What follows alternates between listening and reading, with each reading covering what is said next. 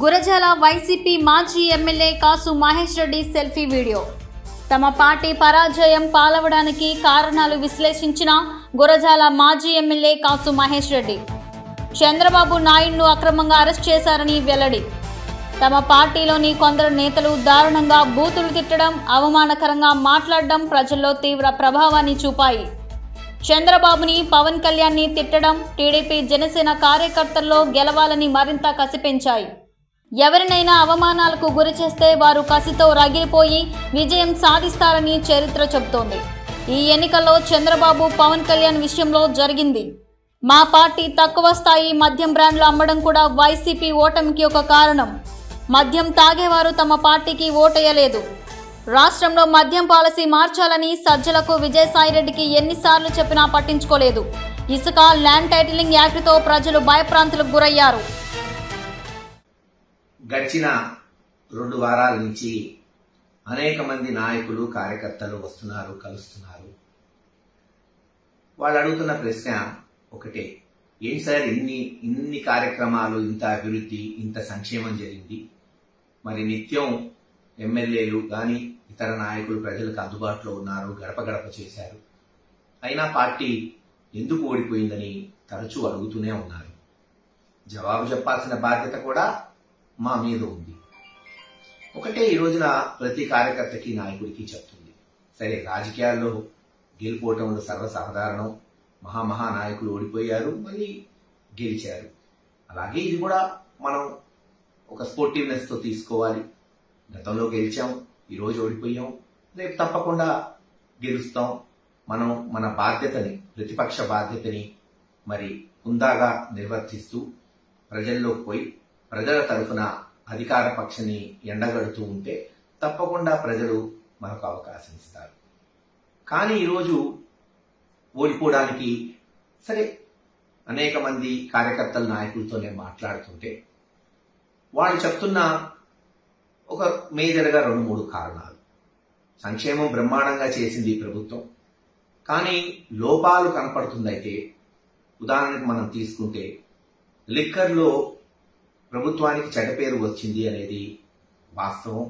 అనేక సార్లు మేము సజ్జల గారికి కానీ విజయసాయిరెడ్డి గారికి కానీ చెప్పడం జరిగింది, చెడ్డ పేరు వస్తుంది, దీన్ని మనం అధిగమించాలి అని. దురదృష్టకరం, చర్యలు లేకపోవటం, మరి దాని పర్యవసానం ఈ రోజున అనేక మంది కాదు, దాదాపు 20-25% మంది రోజు ఈ లిక్కరు తాగేవాళ్ళు ఉంటారు, ముఖ్యంగా సన్నకారులు.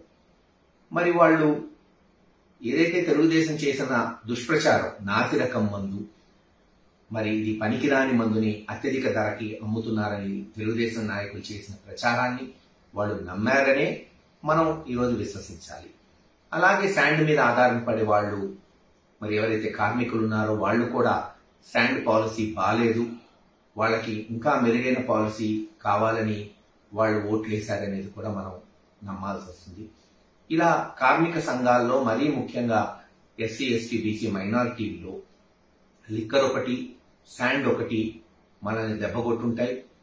సరే తెలుగుదేశం చివరిలో చేసిన దుష్ప్రచారం టైటిలింగ్ యాక్ట్ ఎంతో కొంత నష్టం చేసిందనే మనం మరి భావించాల్సి వస్తుంది. మరి అలాగే గడిచిన 2-3 సంవత్సరాలు కొంతమంది, నేను అందన్నట్ల కొంతమంది వైఎస్ఆర్సీపీ నాయకులు వాళ్ళు మాట్లాడే విధానం, మరీ ముఖ్యంగా చెప్పాలంటే నిజంగా వైఎస్ఆర్సీపీలో ఉన్న నాయకులు ఎవరు కూడా మాట్లాడాల. తెలుగుదేశం నుంచి వైఎస్ఆర్సీపీ పార్టీలో వచ్చిన ఒకళ్ళిద్దరు నాయకులు తెలుగుదేశం నాయకుల్ని, ముఖ్యంగా చంద్రబాబు నాయుడు గారిని అవమానించే మాటలు మాట్లాడటం, బహుశా ఆయన జైల్లో పెట్టడం కూడా ఒక అవమానంగా తెలుగుదేశం క్యాడర్ భావించుంటుంది. కసి పెరిగింది, పట్టుదలగా పనిచేశారు. ఈరోజు పర్యవసానం మనం చూస్తున్నాం. కనుక ఏదైతే అవమానం అనేది ఉందో అది ఎప్పుడు ఎవరికి జరిగినా అవతల వాడు కష్టపడి పనిచేస్తాడు, సత్ఫలితాలు తెచ్చుకుంటాడనేది గుర్తుపెట్టుకొని ఎందుకు తెలుగుదేశం నాయకులు చూస్తున్నారని అన్నానంటే, ఈరోజు గెలిచిన వెంటనే అనేక గ్రామాల్లో దాడులు జరుగుతున్నాయి. కొంతమంది వైఎస్ఆర్సీపీ నాయకుల్ని, కార్యకర్తల్ని అవమానిస్తున్నారు. ఈరోజు వైఎస్ఆర్సీపీ పార్టీని కూల్చేశారు.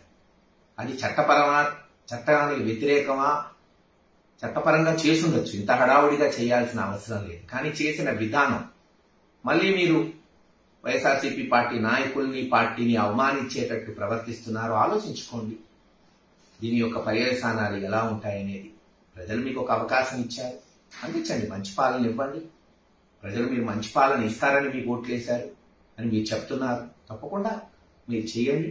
ఒక ప్రతిపక్ష పాత్ర తప్పకుండా జగన్మోహన్ రెడ్డి గారి నాయకత్వంలో మేమందరం కూడా సమర్థవంతంగా ముందుకు పోతాం. ప్రక్షాళన చేసుకోవాలి, చేసిన తప్పులు తెలుసుకోవాలి, మళ్ళీ తప్పులు జరగకుండా చూసుకోవాలి. ఎవ్వరూ కూడా కుంగిపోయే ప్రసక్తే ఉండదు. ఈ రోజు ఏం కొత్తగా రాజకీయాలు చూడట్లేదు. ఈ ఇంట్లో 90 ఏళ్ల నుంచి రాజకీయాలు చూసాం. అనేక ఎలక్షన్స్ గెలిచాం, ఓడాం. గెలిచినప్పుడు ఇక్కడే ఉన్నాం, ఓడినప్పుడు ఇక్కడే ఉన్నాం. తప్పకుండా హుందాగా రాజకీయాలు చేసుకుంటూ ప్రజలకు మంచి చేసే విధానంలో జగన్మోహన్ రెడ్డి గారి నాయకత్వంలో ముందుకు పోతామని తెలియచేస్తున్నాం.